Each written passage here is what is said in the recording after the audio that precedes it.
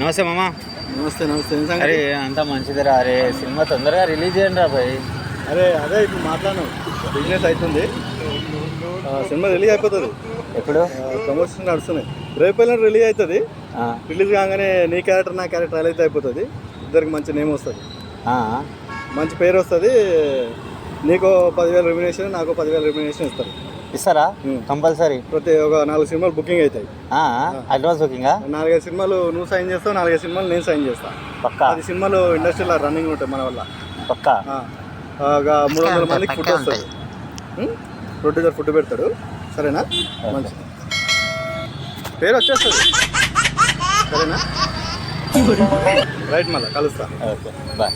పోయి చాయ్ తాగి సిగరెట్ తాగి పోయి ఇంటికి. పేరు వచ్చేస్తారు. రేపే ఎల్లుండి రిలీజ్ అవుతుందేమో. సరేనా? రైట్, మళ్ళీ ఉంటామన్నా.